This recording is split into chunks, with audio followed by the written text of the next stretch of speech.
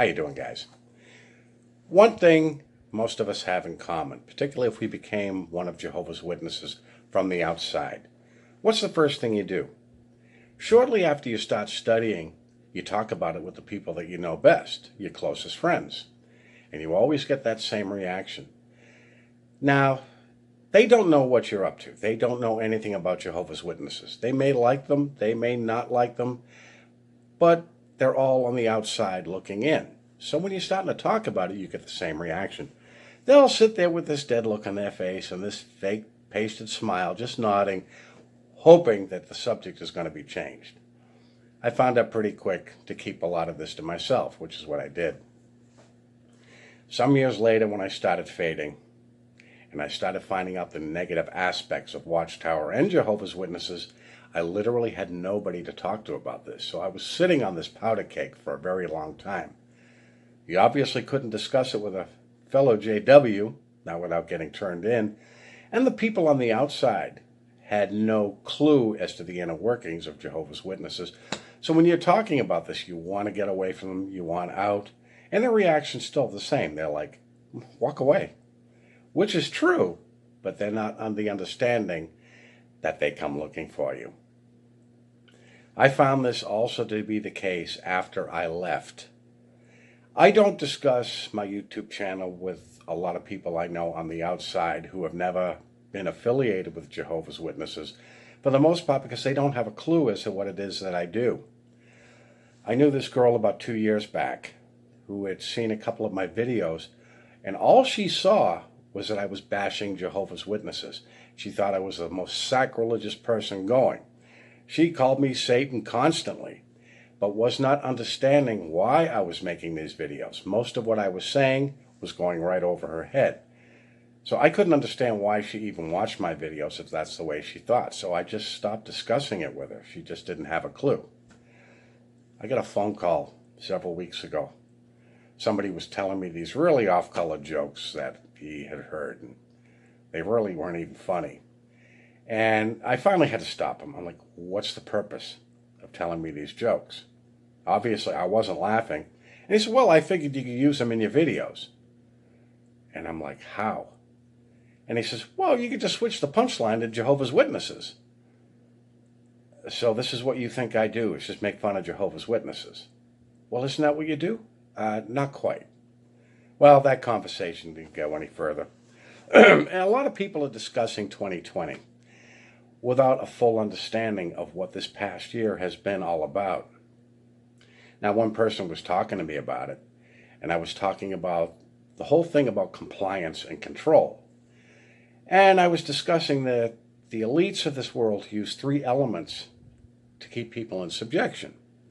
They have, of course, your political element, your commercial element, and your religious element. See, all of these three things keep the entire population under control. The conversation morphed into watchtowers fitting into the New World Order, their piece of the pie.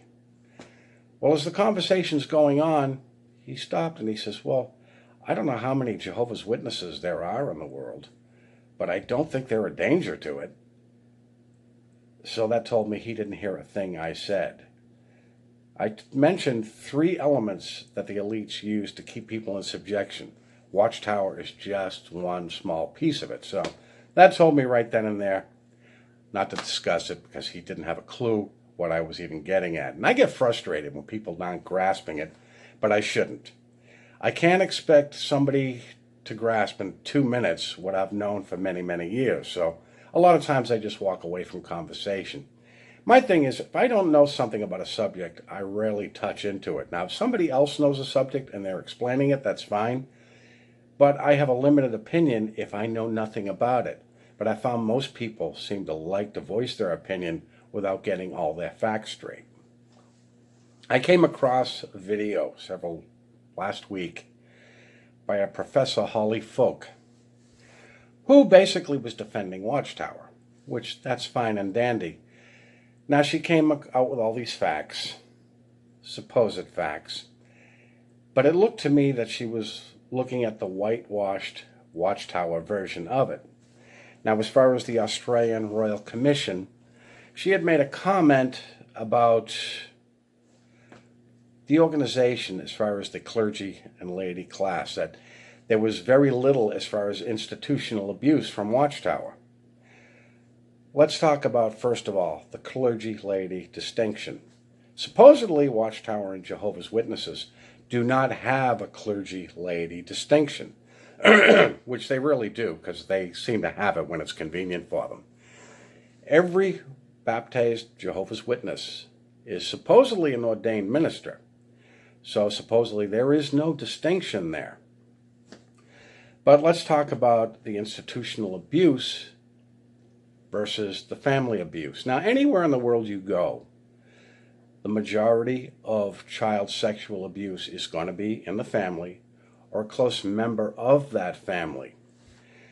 But as far as not having any institutional abuse, as far as Watchtower and Jehovah's Witnesses go, when an organization dominates over the family the way Watchtower does, or threatens and coerces victims within the organization not to go to the police, or even threatening them with expulsion, or forcing young girls to listen to recordings of their own rape over and over and over from representatives of that organization, that to me is institutional abuse. You see, institutional abuse doesn't mean that they are the perpetrator, but the fact that they are protecting and threatening to protect that organization, that in itself is institutional abuse. They don't have to be the perpetrator. I found that Holly's opinion on that, and that's all it was an opinion, was very, very one-sided. As far as the database being a lie and made up, well, to me, Watchtower is not a very transparent organization. Now, several years ago, the courts demanded, not just Australia, now this is courts around the world that now have a problem with Watchtower and their illegal practices. But Watchtower refused to hand over that database to the courts. My thing is, if they were a transparent organization and had nothing to hide, what stopped them from turning over that database to the courts? They could have easily said, if there was nothing in there, well, you're innocent. You're not guilty of anything. But they chose not to. Instead, they chose to pay $4,000 a day in fines, as opposed to turning that over. Now, somebody could say, well, Watchtower is entitled to their privacy. Well, actually, no, they're not. Since they are still listed as a charity, they're not entitled to any privacy whatsoever. Everything that they do should be open to the public. But just to the fact that they did not turn that over tells me they have something in that database, if not many things, to hide. As far as the shunning and the two-witness policy, the two-witness rule is not flexible. They stand firm on that. But there's a lot of scriptures that Watchtower chooses to leave out, because the two-witness rule, as far as rape or child sexual abuse goes, is not biblical. See, what you did was put together a video that was well put together, but it was a one-sided coin. See, you've never spoken to victims on the inside, and there are many. You've never spoken to people on the inside whose families were totally destroyed because of this two-witness rule. When victims are coerced not to go to the police or threatened, that's not being flexible. See, the video you put out was very one-sided, so the average Joe on the street wouldn't know any different. People who have been on the inside of the organization, which you haven't been, and many people haven't been, wouldn't know any different. My guess is you should do a little bit more research on this organization, and I call it that because it's not a religion, before you come out and make a defense of it, because you've given one side of the coin. Now, I didn't know much about you until I saw that video, but I decided to do a little checking, and some of your reviews from Western Washington University. Many of the people that have taken your course said the same thing.